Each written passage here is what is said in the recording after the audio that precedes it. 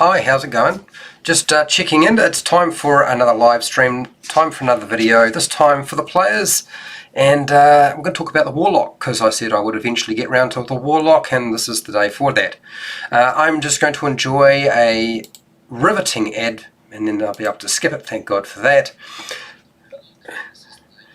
Okay, so you'll let me know if there's any issues with my sound. I'm just doing a quick check.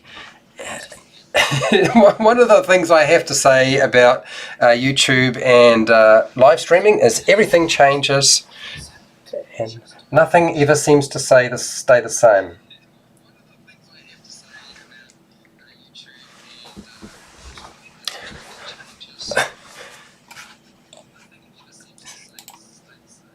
Now, I've got some sort of reverb going on, and I don't know why that is. That's really peculiar, but I'm doing my best to sort of correct that. We will go to the webcam. So for those of you who are unaware, normally with my live streams, they go unlisted. And if you're going to get access to the live stream, you really need to subscribe, hit the bell button, and turn on notifications. Otherwise, you won't be able to get access to it. It's just how I do things. I will do it in edited version later on. Hang on, I'm turning that down a bit more. Where is it? Okay.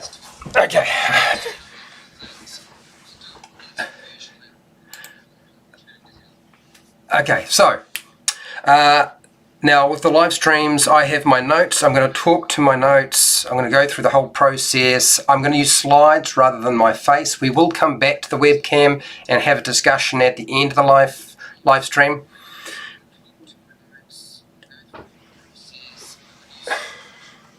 How's it going, Sam? Hi, John. How's it going, Nick? And we've got here. I'm going to have to really concentrate now. Deplorabus Rex. I don't know if did I get it right? I don't know if I did.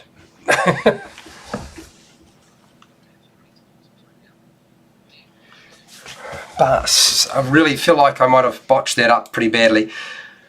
Okay, alright, so you will let me know if there are any issues with the sound, and I'll do my best to correct them. Other than that, get comfortable and we'll go from here. Call you Rex. Thank you. I will call you Rex.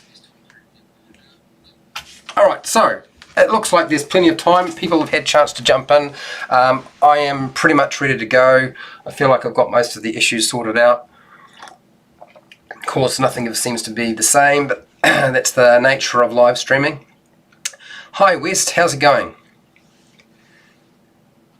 Is it like deplorable? Okay, alright, we will have a chat at the end. Let's get this live stream going and talk about this topic, which has been sort of on hold for a while. Okay, right. And sorry guys, I'm just fiddling around here in a desperate attempt to try to adjust things based on an imperfect situation. I just realised why things weren't quite what I was expecting. I had forgotten my magic sock. And without the magic sock, you never know what's going to happen, right? So you have to have the magic sock on, otherwise the magic sock doesn't work. Well,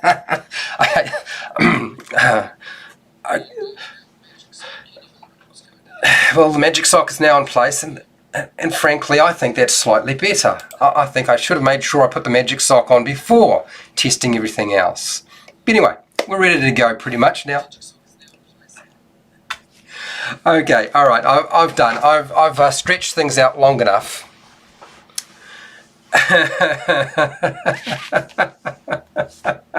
I'm trying not to laugh too much. Alright, okay, so let's get comfortable, grab some food, drink, and settle down, and let's talk about the Warlock, because that's why you're here. And I've stretched things off for like almost 4 minutes.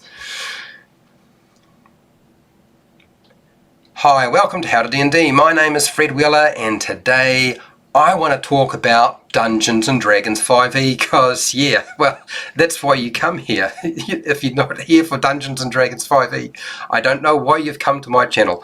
Okay, so the topic for today is not the Winter Warlock. It is in fact the best Warlock Cantrips in Dungeons and Dragons 5e.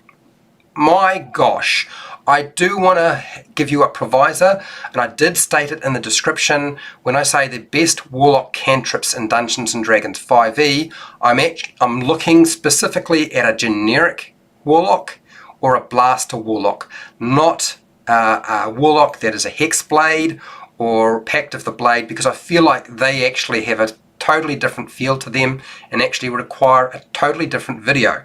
So just to make it clear for those of you who are wondering, will they be getting Hexblade action today? Probably not. What are the best Warlock Cantrips to take in Dungeons & Dragons 5e? Now, I have a bias. I've always felt that the best cantrips for any class usually revolve around utility rather than attack spells. But that's just me. You don't have to agree with me. I totally understand that. I do have a bonus tip at the end of the video for Warlock Cantrip selection. So if you're dealing with Warlock Cantrips and selecting them, I do have a bonus tip at the very end of the video so that you can sort of make better decisions. Now, Warlocks start with 2 cantrips and eventually get a total of 4 cantrips. It's not a lot, so you really do need to be very careful about your selection. I recommend selecting 1 damage dealing cantrip, I know that sounds strange, and the rest utility as a Warlock. Now, why would you do this? My rationale is that really a Warlock only needs Eldritch Blast and utility cantrips to be a fairly functional and useful character. It's not very interesting, but Eldritch Blast does a lot of different things, so therefore why would you need to worry about picking up a whole lot of different cantrips other than Eldritch Blast? That doesn't mean I won't talk about other damage dealing cantrips, because I will. That's why we're here. Warlocks get access to some of the best utility and combat cantrips in my opinion, which it's quite surprising how that makes it a lot easier to select Warlock cantrips and spells. Otherwise it would have been more difficult. I can think of a couple of classes such as the Bard where selecting cantrips is a bit of a bummer, but with a Warlock you've really got the best of the best. I recommend these cantrips for a Blaster type Warlock or a generic type Warlock, as I said before, and these are my reasons why. So number 1, and that'll shock a few people, is Mage Hand, because it's simple to use. It'll get used frequently without much player skill being required. Now this is not normally what I would do. I would not normally say Mage Hand first, but I feel if you're playing a Warlock and a Blaster, you're not really going for subtlety, and therefore Mage Hand is going to be your main tool. In the past, I would certainly have said Minor Illusion, first cantrip to grab, just because you can do so many different things with it. But I don't feel that that's the feel of a Warlock. That doesn't mean you couldn't do that though. These things can be interchanged. So what does the Mage Hand allow you to do? You can manipulate objects weighing less than 10 pounds or 10 pounds and less, and the environment 30 feet away, and there are some limitations. So it's not like you can do absolutely everything. You can't go and pick locks. You're not going to be able to do really fine motor control activities unless your Dungeon Master says yes, because we do not want to eliminate all of the benefits that an arcane trickster gets by suddenly opening up every option available under the sun. So Mage Hand would be at the top of the list. Number 2, no-brainer, I'm sure everybody kind of guessed, I would go with Eldritch Blast. Now, why is that? Because it has a long range of 120 feet, it can target multiple creatures at higher levels as it powers up, it does 1d10 force damage at its lowest level, which most monsters don't usually have resistance or immunity to. Something like force damage is pretty good, so therefore really useful for you. Now, when it comes to the Eldritch Blast, there's a big factor that comes into play why it is the best cantrip for a Warlock. And it's not because the Cantrip is good on its own, it's because of all the other things you can do with it. Okay, without those things there, it is not quite as good as some of the other cantrips you could select, given certain circumstances, that is. Now, why would we want them? Well, because the Warlock's invocations make the Eldritch Blast your main tool. You can pick up Agonizing Blast, Eldritch Spear, Repelling Blast, Grasp of Hadar, and the Lance of Legathai. Is it Legathai? Yes, something like that. So those Eldritch Blast options really make a big difference. You can tailor it to do the things you want it to do. That's what makes Eldritch Blast so good, is those invocations. Without them, not so great. Okay, number 3, and this could be interchanged and be taken as one of your first cantrips rather than the third cantrip later on, and that is Minor Illusion, because as I've always said before, it has a wide range of applications for trickery with the right dungeon master and a clever player. If you don't have those things in play, then it may not be the best choice for you. But Minor Illusion has always been top of my list. It creates a limited illusionary sound or an image of an object about 5 foot cubed roughly for about a minute. So there's a lot of different things you can do. And if you don't believe me, go and check out Trent Monk, because he has a video on how to use it, and it'll cover pretty much everything you need to know. Number 4, and that is Prestidigitation. Impossible to say correctly, but I would say grab this because it is the universal magic Swiss Army knife of Dungeons and Dragons. Said this before, really useful, so this is a no-brainer for me. Now, it has multiple effects, so you can colour something, flavour, chill, warm something, clean something, soil the guard's pants if you really want to.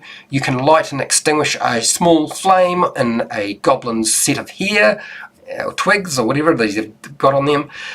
You can create sensory effects, such as a non-magical trinket or a small illusionary image.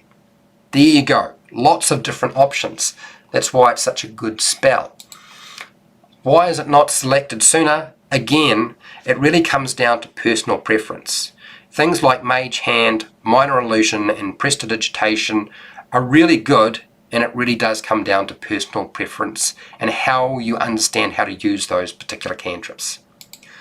Okay, alternative cantrips that you could use that are really useful that are not Eldritch Blast. For those of you who are wanting something other than the usual thing that everybody talks about, here we go. Chill Touch would be my first choice from the player's handbook, because it has a range of 120 feet, which is really good. It does 1d8 necrotic damage at its lowest level. It will stop creatures healing, and it has a ruthless effect on undead creatures. Basically, they wind up with disadvantage. So that's really nice. It doesn't last forever, but disadvantage being applied to any kind of attack roll that a creature is making that you can pull off is great without having to use something like Vicious Mockery, which is not an option for a Warlock anyway. I would always want to go with Undead Creature, Chill Touch. Okay, now if your Dungeon Master is really nice and allows you access to, say, spells and cantrips from Xanathar's Guide to Everything, I would like you to consider the following cantrip. Toll the Dead. I knew somebody was already going to say that. Toll the Dead because it does 1d12 necrotic damage with a range of 60 feet to an injured monster. That's really awesome. Now, it is only 1d8 at its lowest level if they're not injured, so you don't target the uninjured monsters. You target monsters that have already lost hit points. And then, of course, it's all gravy after that. Personally, I hate to say it, but it's probably one of the most effective damage-dealing cantrips in the game. Short of Eldritch Blast if you are a Warlock and you're using the invocations. Okay, so here we go. Here's the bonus tip for those of you who were wondering. What was I going to say? You really don't need anything but the player's handbook for selecting Warlock Cantrips. Okay, Toll the Dead is nice. It's a good spell, but frankly, you know, I wouldn't go with picking up too many damage dealing cantrips with a Warlock, because you get so few, and of course you don't get an awful lot of different options with a Warlock, but you really do not need Xanathar's Guide to Everything to make a Warlock work well. The Player's Handbook is good enough. You don't need anything more than that. Okay, so I know there's a few people here who are sitting here and thinking, well, you haven't talked about the Hexblade. What about the Hexblade, Fred? And what about Pact of the Blade, if I want to go Pact of the Blade? That kind of Warlock is so different, I almost feel like it's another class in itself. And that's not what this video is going to cover. That requires another video topic at some point, because it really is a totally different way of looking at how things work. That would be my suggestion to you. Be patient, it will eventually come. Okay, so if you found this video helpful, fantastic. I do actually have a series of videos on the Warlock that you're welcome to go and check out. I have hundreds of videos for players and dungeon masters. You're also welcome to go and check out if you want to. If you want to support the channel so I keep doing video content like this, then well, you can do that by using my Patreon page. Get access to the written scripts for all of my videos and the unlisted live stream videos if you don't want to worry about doing the subscribe, bell button and notifications. Totally understand, that's fine too. Plus a few other different things that I drop on there from time to time. I also have affiliate links to the book depository and Amazon where I get a small commission when you buy stuff there. I have merchandise shelf underneath all of my videos, or you could just watch my videos, that's fine too. Make sure to share, like and subscribe, hit the bell button to be notified when I go live and when I publish new videos. And hey, till next time, keep rolling those 20s.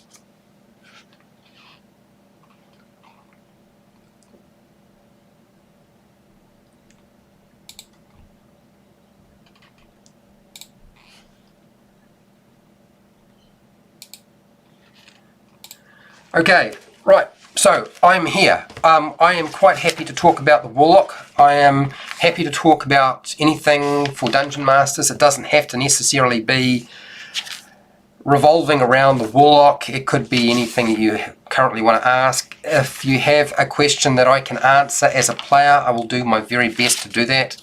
I know a lot of people were hoping to get a lot more, but I felt like I'm really quite serious when I say that the Hexblade and the Warlock, I feel like should be completely different classes, just because of the way they feel.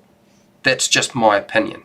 I feel like the Hexblade is another animal, and when you go Pact of the Blade, it's not quite as much as a Hexblade, but if you're going Pact of the Blade, you're probably most people go Hexblade because it's so good, rather than just Warlock and Pact of the Blade.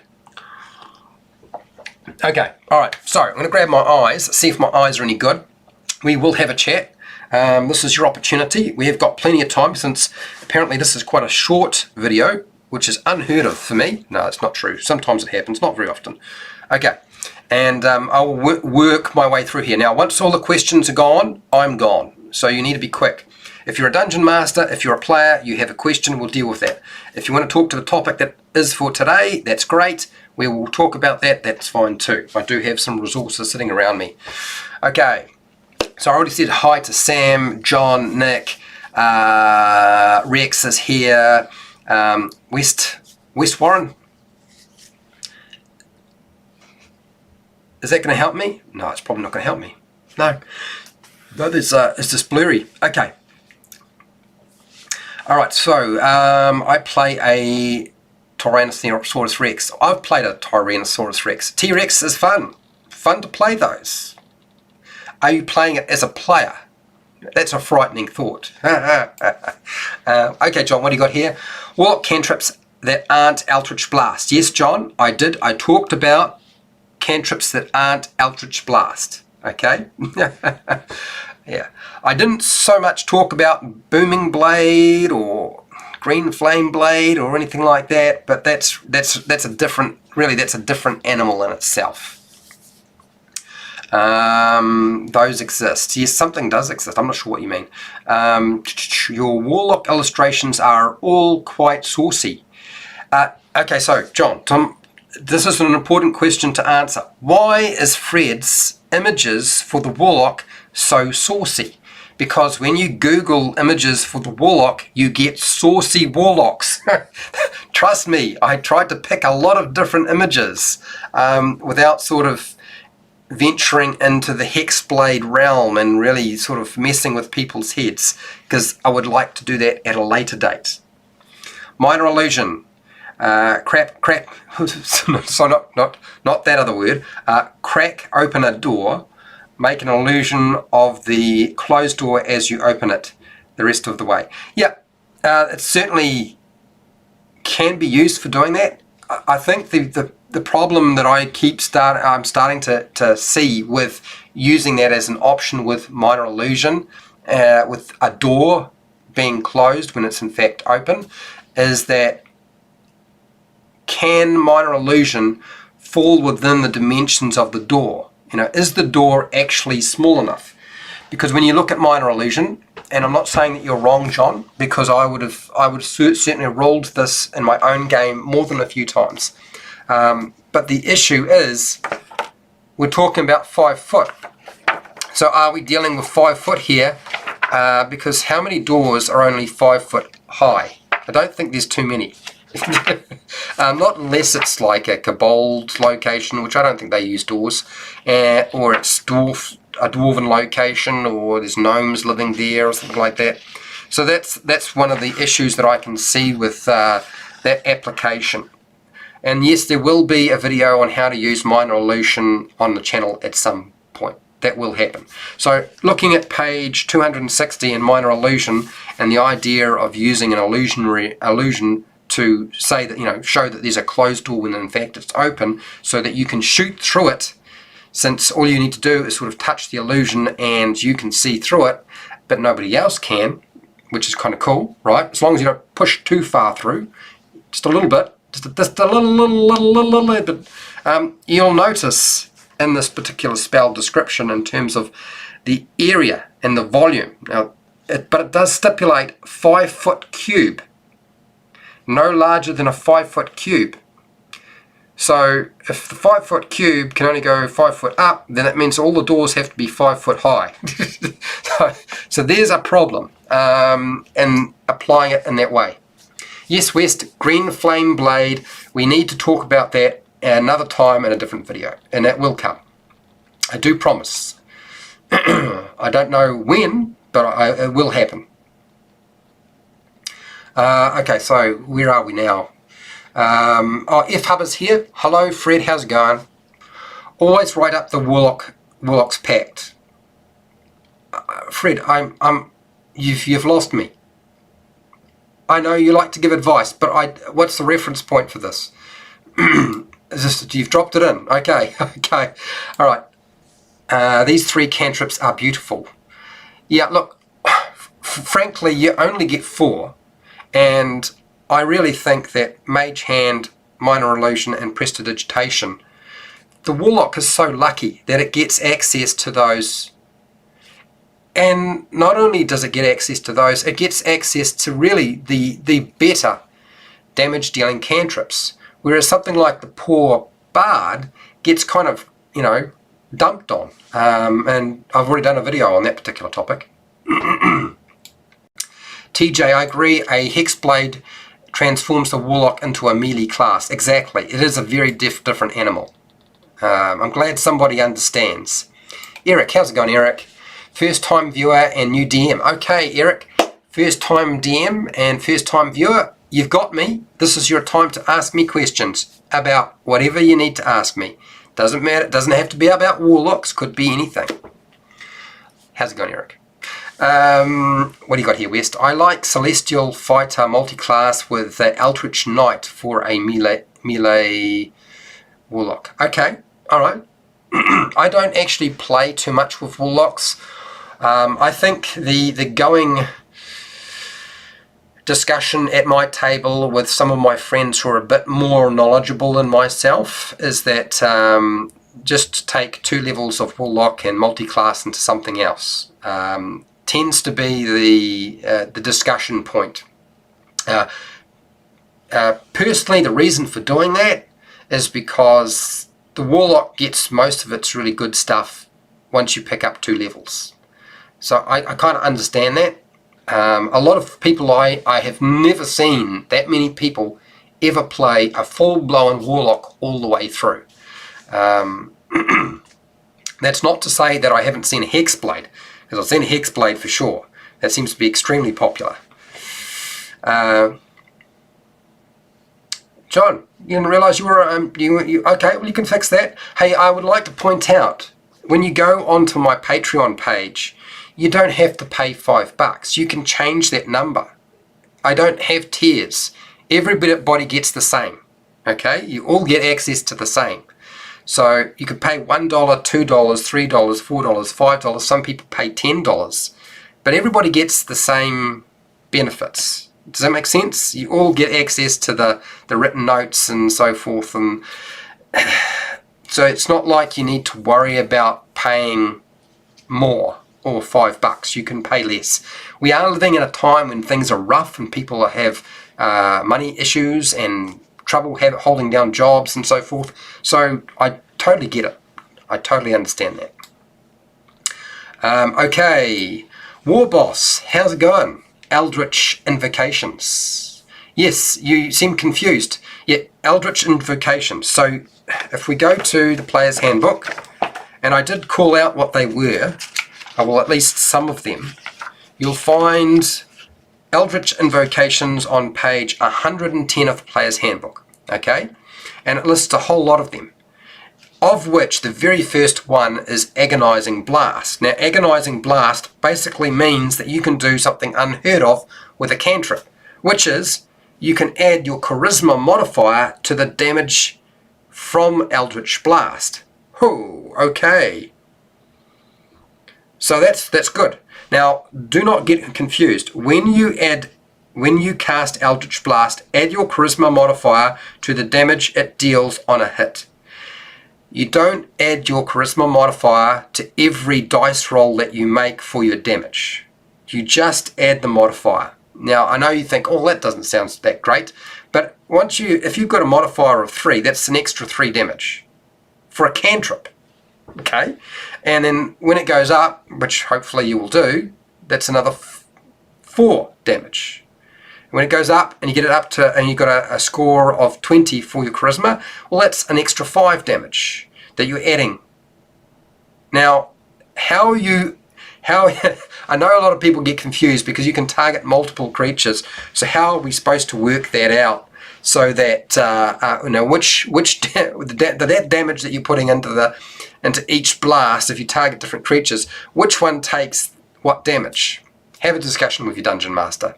Okay, I've had this question come up a few times. Like, how do we spread that damage from that Charisma modifier if we have more than one blast we can fire off?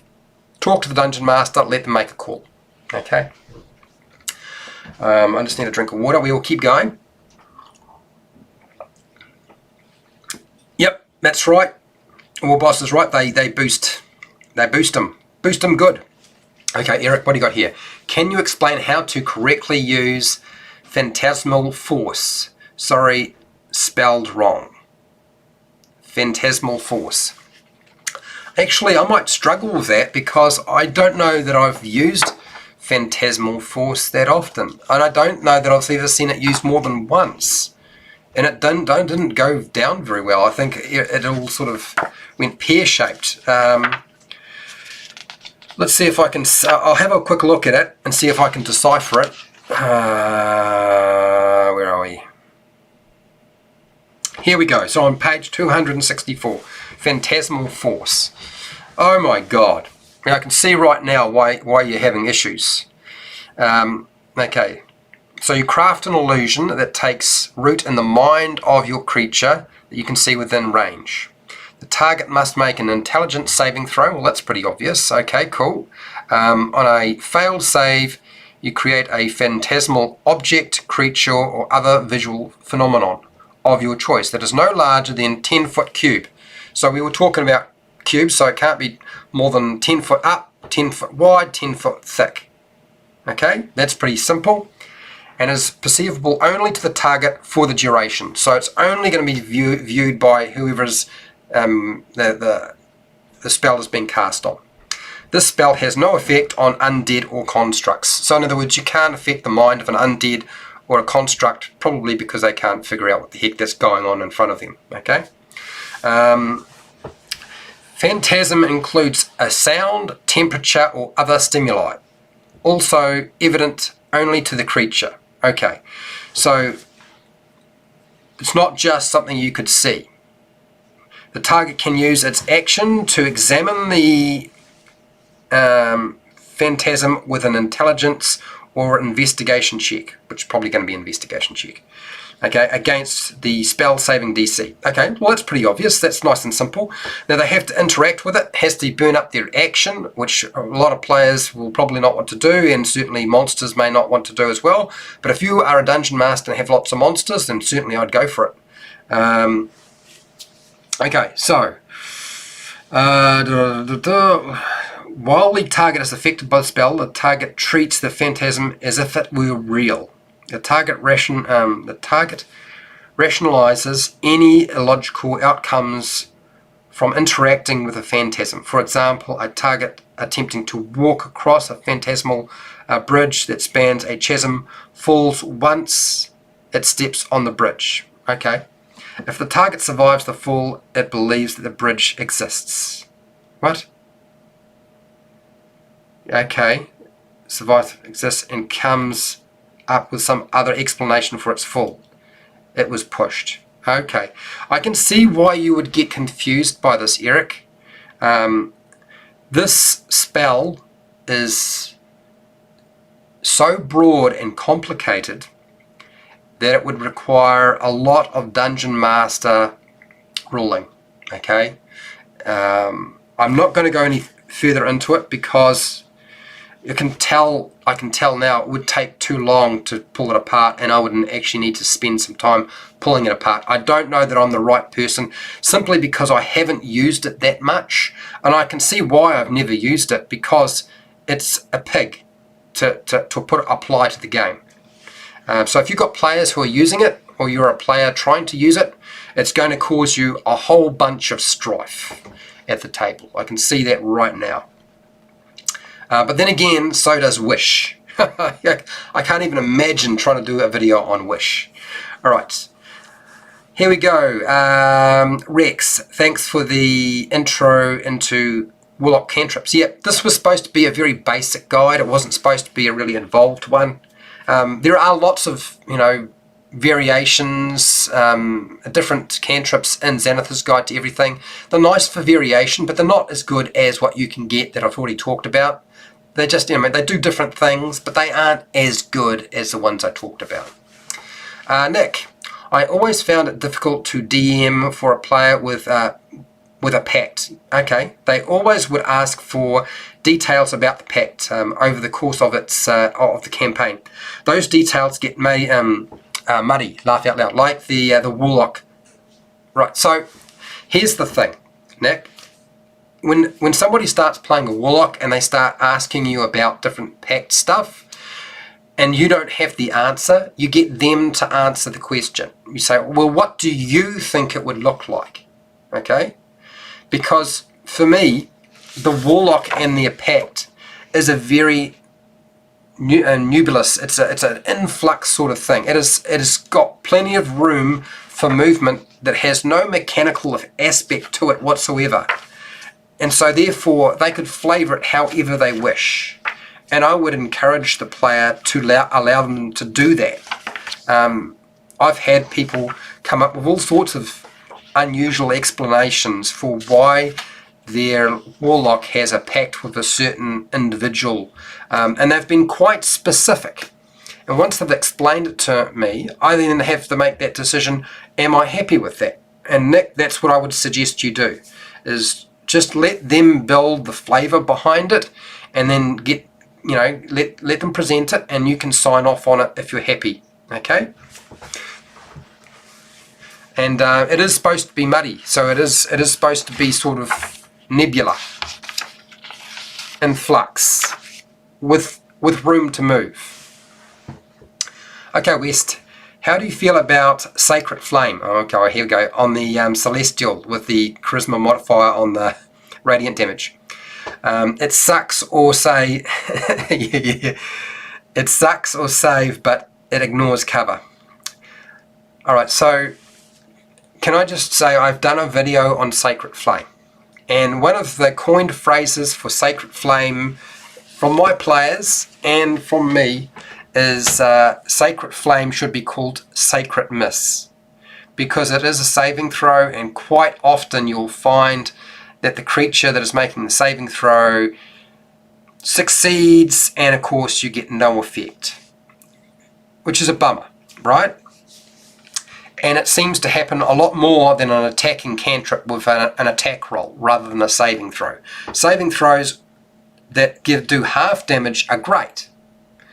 They really are. They are awesome. Certainly better than if you were making an attack roll, because even if you miss, you're doing something. But Sacred Flame is a tool for a very specific purpose. I think that Sacred Flame is perfect for low dex undead and creatures where you have to do radiant damage to finally finish them off, or to affect them because they are resistant to pretty much everything else. Those are the times where Sacred Flame makes the most sense. Quite often though, Sacred Flame as a main tool is not going to work for you unless you have low dex monsters and creatures, or you're dealing with undead creatures. But if you are dealing with those, it's going to work really well. That's my view. In terms of ignoring cover is great. That's a good thing. But remember, even if you're ignoring cover, unless they've got total cover, it's not going to ignore total cover. It's only going to ignore partial cover and 3/4 cover. So I still think it's a good tool.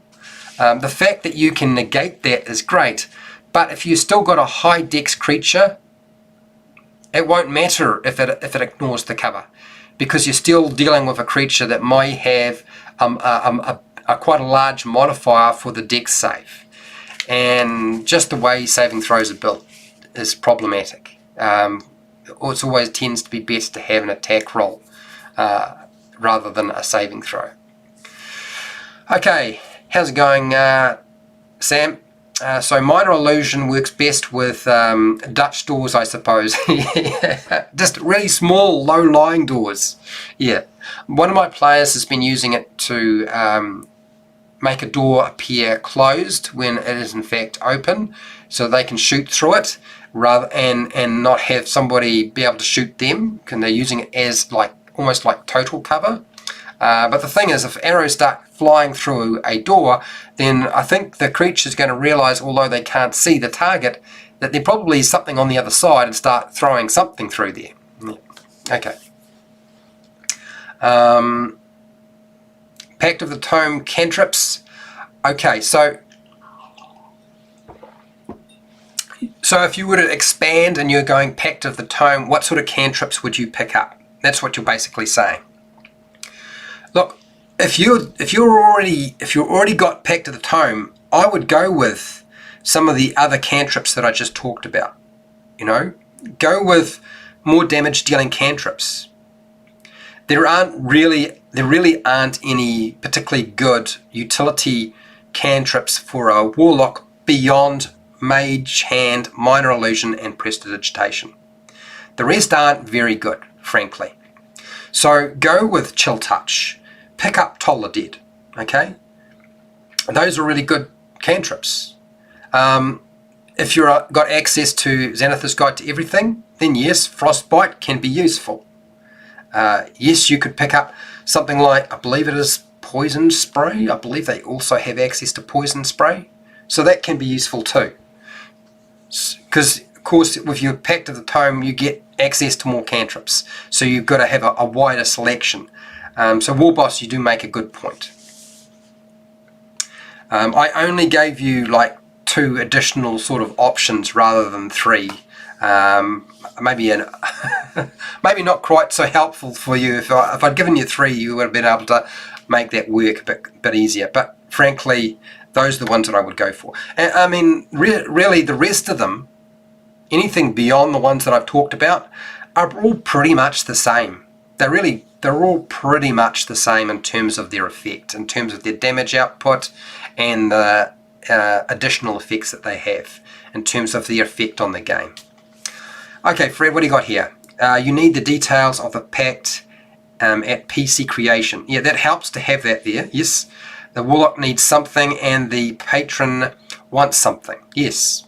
And there should be a fine print. You can have fine print. It would make a lot of sense to have fine print that the Warlock really doesn't like. So that's how Fred would do it. I do think that the concept behind the Warlock does tend to sort of suggest you are doing a deal with the devil. So fine print would be a good would be fun, but only if your player really likes that. Not all, remember, a Warlock forming a pact with somebody does not mean that they are forming a pact with a devil. It could be a celestial being. It could be somebody who is not grey or dark in nature. They may in fact be quite nice. Do you know what I mean? It doesn't have to have an evil undertone to it. What do you got here, Fred? Why is the PC a Warlock? What triggered the meeting? What was their interaction? Yeah, all of those with the patron. How's it going, Matt? Matt, I do apologise for not saying hi to you yesterday during the dungeon class live stream. I really just did not have time. I was at work and I punched it in, and then I was looking at the time and then went back and I saw Bob was there and I said hi Bob, and then I was gone. That was all about, if you were wondering why I didn't say hi. I would normally say hi if I had time, and I was running out of data on my phone. I had like just minutes, literally minutes. Okay, Sam, what do you got here? Fred, have you ever had a player cry during a session? That's a good question, Sam. Yeah, I have. Yeah, I have. I've had players cry during my game session. I warned my group that there was a chance of a TPK in today's session, and they got pretty close. One player totally broke down crying for a bit. Yeah. Okay, so let's take a little bit of time with this, Sam. So what I've found is that it's actually really hard for some people to dissect themselves emotionally from their character sometimes. And I know there's a tendency for some people to feel like you need to harden up, but I would just let them go through that process. It's one of the reasons, actually, Sam, why I'm not married to players having to start a new character if their character dies. Because I've had it happen to me more than once. And the situation itself was really a product of just making a poor decision or just really bad luck. Had nothing to do with me being nasty, had nothing to do with them being stupid. It was just really bad luck. And there's many different ways and reasons why characters die. I've done a lot of videos on the topic. So I would allow them that time to sort of grieve, and then when they've settled down, because you can't really talk to somebody when they're emotional, you really need to sort of let them work through that. I would take a break and then have a discussion about what they want to do next. I have always come to the conclusion now, as I progress as a dungeon master, that a lot of the things that I have clung to when it comes to being a dungeon master are a product of tradition, or if they're not a product of tradition, they are a product of a lot of people telling me this is how it should be done. And I say bollocks to that. So Yeah, Norm, this is why when a character dies at my table, I will ask them, do you want to make a new character, or would you like to continue playing this character, particularly if they don't have any resources to allow them to bring the character back to life. The fact that the character died may be enough to affect them, and even the fact that they're coming back to life is not going to be enough to sort of get them through that. It really depends on the person. So yeah, and let's get real. All of us are trying so hard to make our games feel so immersive and connect our players with the story as much as we can. Sometimes they get hooked in, and this is why you get players who will cry at your table. So yeah. So I don't know, was that helpful, Sam? Did I actually give you what you needed? I always try to be very gentle with people when that sort of thing happens. Okay, all right, let's have a look here. Thankfully, she was able to get it together, and after each player said a prayer to a different god, they made it out, but it caught me off guard. I wasn't sure how to handle it. So Sam, here's the thing that I tend to tell my players. I tell them I really don't care about character death. If your character dies, your character dies. But I don't care whether you continue to play the same character or not. Okay? If you make that statement out front, it does alleviate a lot of that issue. It may not have solved the problem for you, even if you did that in session 0 and said, look, when it comes to character death, you decide if the character stays dead. That may not have changed anything. Yeah, just be gentle, take a break, come back to it, have a discussion, be adults. It's the best way to go. West Warren. Oh, and I would like to point out that I've had players at my table who have cried and they were not women.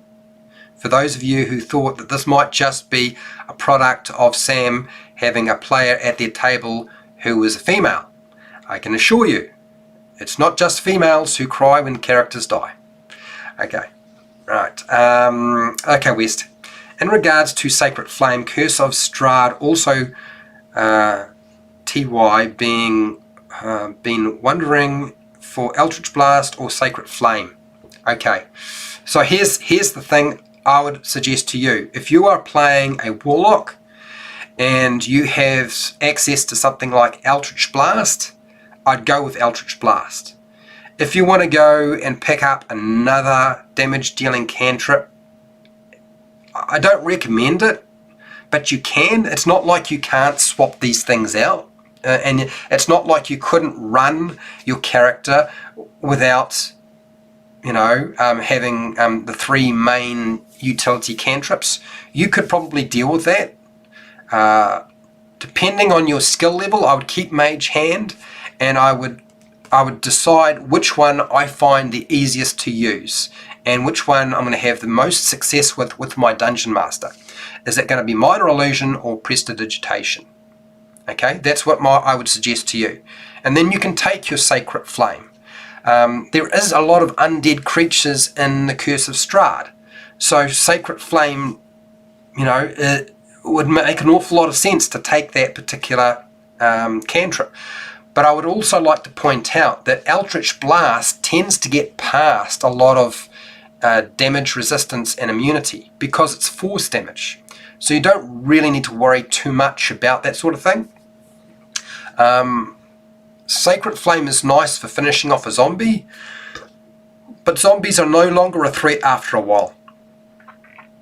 I know they have the ability to stand back up, okay, but frankly, it's not going to be an issue for much longer. You will find that your damage output will be so high that no matter what the save is that's made by your Dungeon Master, the thing is going down and staying down. Okay, Matt. I figured you. Yeah, that was just how it was, Matt. Okay. So Marcos Guzman. Drow Warlock is amazing build. Yeah. So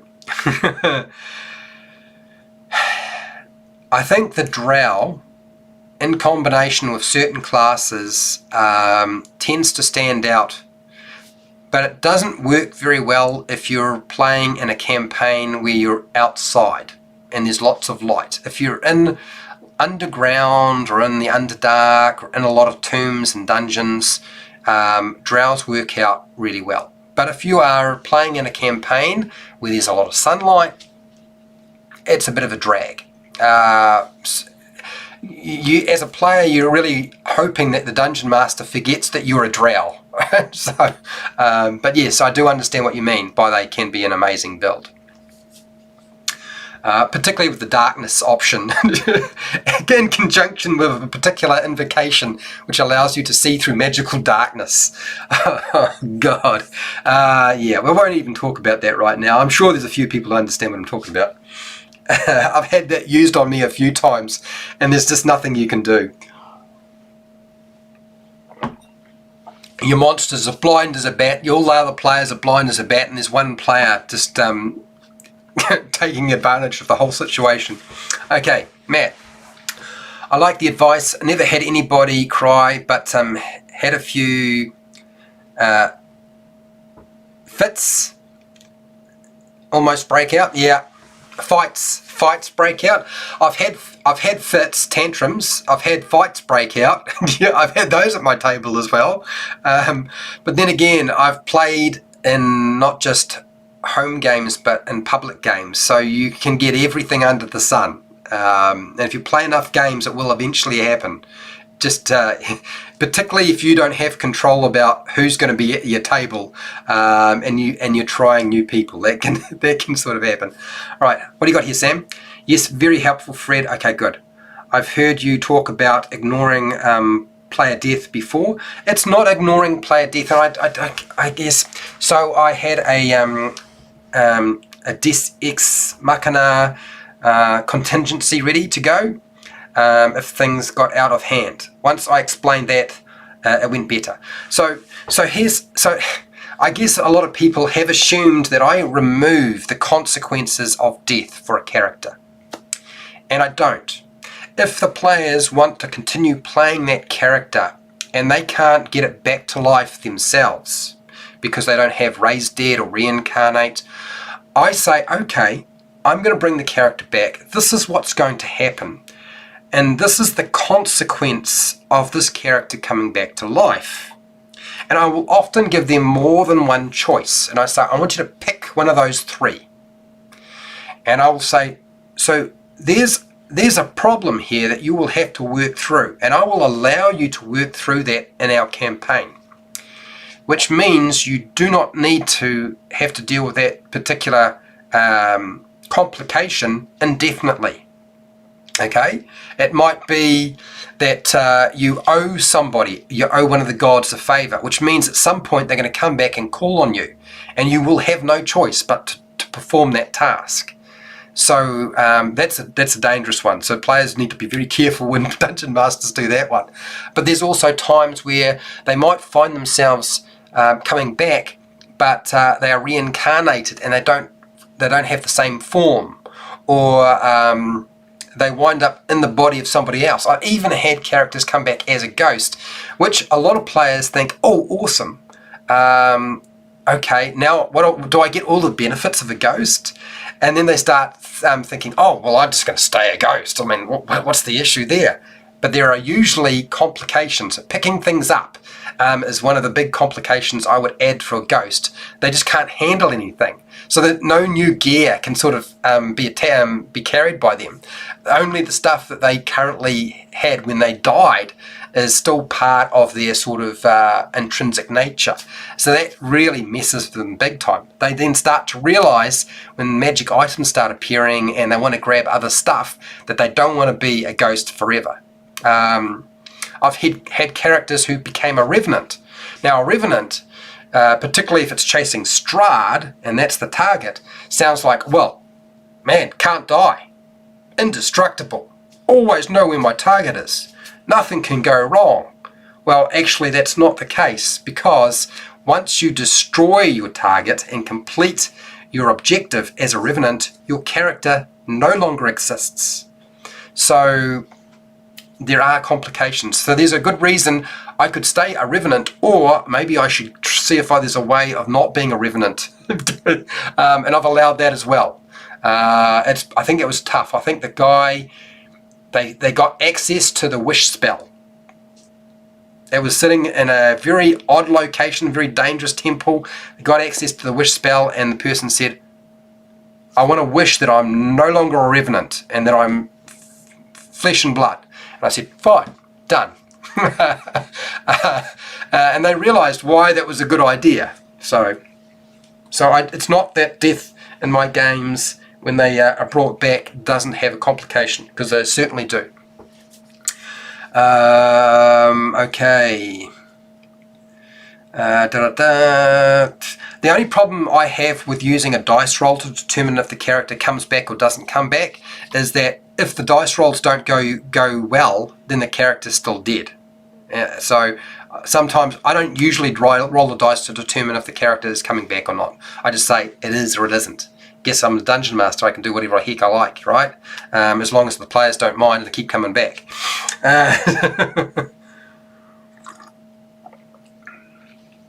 Yeah, okay, I believe, yeah, if you explain things ahead of time, that will help a lot. Fights. Okay, Sam, today was also our last session of our campaign that my school has paid me to run. Ah, that's right, Sam, because you are being paid to run Dungeons and Dragons. So that might have affected it. Ah, the idea of going out on a TPK sucks. But I told them it will continue without pay. Ah. Now, so if you're playing at a school, you're dealing with younger people. And I can tell you now, when you're playing with younger people, you need to expect all sorts of different responses. So, yeah, absolutely. Yeah, crying is definitely going to be one of those at some point. West, awesome. Like the videos. Thank you for the advice. You're welcome, West. No problem. I didn't mean that you actually ignored. No, I understand. I just wanted to be clear, because anybody who's in the chat might think that that I don't build in consequences. I've done videos on the topic, but it's not necessarily something that people will watch. Just try to condense things to fit into these chat boxes. Yeah, I understand. Yeah. No, it's not that. I just wanted to make sure that nobody else thought that, because I know Sam, that you follow a lot of my videos and you probably understand how I approach it, but it's a little bit out of the box for a few people, so therefore yeah, sometimes a little bit hard to understand my philosophy behind that. I just mean that I'm familiar with your philosophy of a dead character is not the same as an unplayable character. Yeah, absolutely. Yeah, a dead character is not an unplayable character. So it had some things ready to bring out. Yeah, and good. I'm glad that you did. And I think every dungeon master, at some point when they are ready, should have a little toolbox of how to deal with when characters die. Once they can get themselves past the concept of when a character dies, they need to make another one. If you're not past that yet, then fine. You just keep doing it the way you're doing it. But when you are, bring out that toolbox. D&D Homebrew. Now, D&D Homebrew runs a YouTube channel, and I highly recommend going and checking his stuff out. Unfortunately, he's a new channel and he doesn't get a lot of views, but his stuff is actually of a very high quality. Video, sound, but video and sound is one thing, but the actual quality of the content of his videos is kind of like magnificent. It's next level stuff. Frankly, I think it leaves a lot of what I say on my channel and the bigger channels behind, because it really is next level advice and explanation too, and even options. So go and check out his stuff. As long as the players don't mind and they keep coming back, it's classic.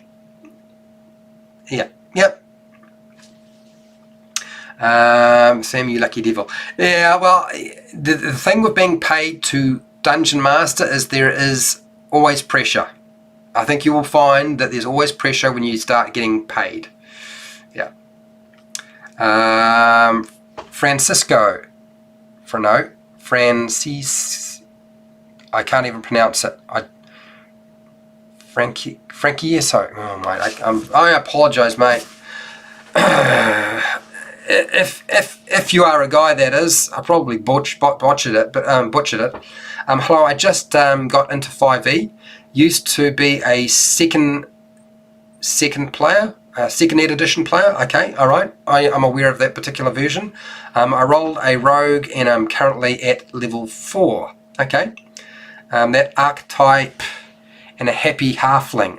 Not that I want to meta, but I'd like to go forward with another. I'm not sure what you're trying to say. These are things that the questions that you're wanting to sort of get answered, or what you're saying is a discussion you need to have with your dungeon master. Okay? And I'm not your dungeon master. You need to talk to them. I'm jealous. I wish I had a group that into my DMing. Okay. Now, why is it, Matt, that there isn't people who are into your DMing? Why is that the case, Matt? I'm curious as to why you might think that might be the case. Class is too late at level 4. Okay, all right. So usually I guess the idea behind picking up your first couple of levels, you want to try to do everything pretty quickly rather than leave it too late. I know what you're saying. My policy at my table has always been that my players can rebuild everything apart from their gear and gold and their character name.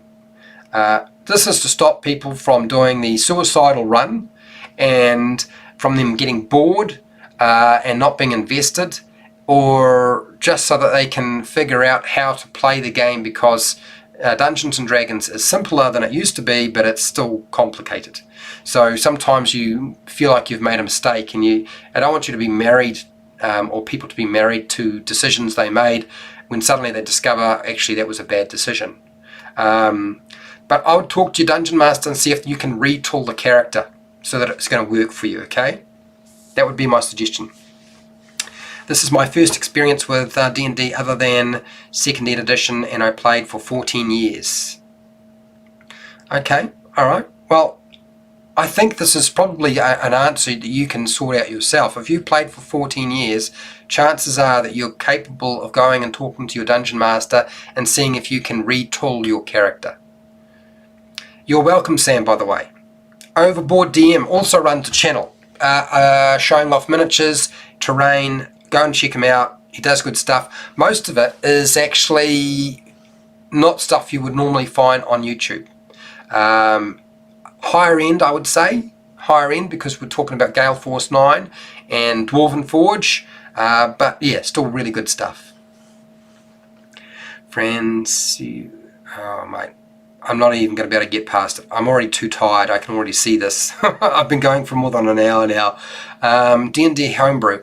I was quoting you from a moment ago on deciding as the GM and saying, as long as the players don't mind and they keep coming back. Yes. You're quoting me. Yeah. Okay. Yeah.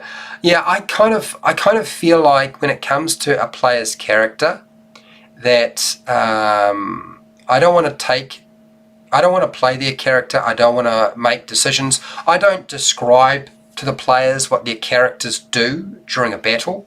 I describe what my monsters do in a combat. But I never tell them how their attack worked out. If they decide to do that, great. If they don't, they don't. And I don't worry about it. I only worry about the things that I'm supposed to be handling. And handling their character is not one of them. And I guess I came to the realization after the Curse of Strahd, actually before the Curse of Strahd, but Curse of Strahd hammered it home, that character death was one of those things that I still needed to let the players have control over, even when it did happen. I might have some limitations around it, but I still needed to let them have it, because I want them to have a good time. Yeah. Okay, Matt, I just discovered the Raven Queen Warlock subclass. Did you? The pet Raven at first level is pretty awesome. Oh, okay. I haven't really been into Ravens. I've always sort of gone with the imp, the spider, and the owl have been my favourites in terms of a familiar. I've never been into the Raven. Yeah, 200 letters max, absolutely. I am glad that my pay period is over. Was getting a bit burnt out. We are taking a break before we resume the campaign. D&D was starting to feel like work. Yes, that's exactly it. Not good. Yeah, this is one of the reasons why for those of you who may or may not know, I was doing YouTube full time when I was unemployed. It was impossible to live off, and I did not enjoy doing it. It really made life quite miserable. And I think because I wasn't really ready to go full time, and I've done this before in the past where my hobby has become my job, and then suddenly it's no longer my hobby, it feels like a job again. So I have to be careful about why and when I do this. If I were to ever do, say, Dungeons and Dragons as a job, or YouTube as a job, it would have to be under very different terms, where I was getting something that, where I was getting more out of it than everybody else was. So for example, if I could just go to the beach and shoot my video at the beach, or while I was tramping in the bush, or while I was in the mountains, or just, you know, having a good time at a stream or on a lake, or that would be different. I could probably do that, and I could probably pull off like one video a day, maybe, and not feel burnt out. But sitting in a little office with cameras pointing at you and lights and so forth, it's not as much fun. So yeah, I know what you mean, Sam. Making your hobby a job is not necessarily a great idea. But now I always be able to say that I've been a professional DM, which is worth way more than the money, in my opinion. Fair enough, absolutely. Nerd creed. Yeah, you got nerd cred, absolutely. Simpler. I want to multi-class, and there was a good fit for a 4th level rogue. Okay. Yep, I understand what you mean. Look, the new book that's coming out is going to talk about players being able to modify things and make adjustments. It's a lot of variant rules that are still dependent on the Dungeon Master signing off on. You don't need any of that.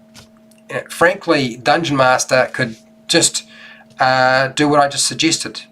But that's up to your Dungeon Master. If you don't get a Dungeon Master who likes that idea, then it's not going to work. Okay, I think we have come to the end of this. It's time for us to settle down and go and do something else, like like get on with our lives. We've talked enough about Dungeons and Dragons as far as I'm concerned. So thank you to everybody who showed up. Thank you to my patrons. Thank you for participating. Thank you for the discussion. And whether it's the morning, night, afternoon, or early morning, make sure to look after yourself, your family, and your friends, and be nice to your neighbours. And hey, till next time, keep rolling those 20s.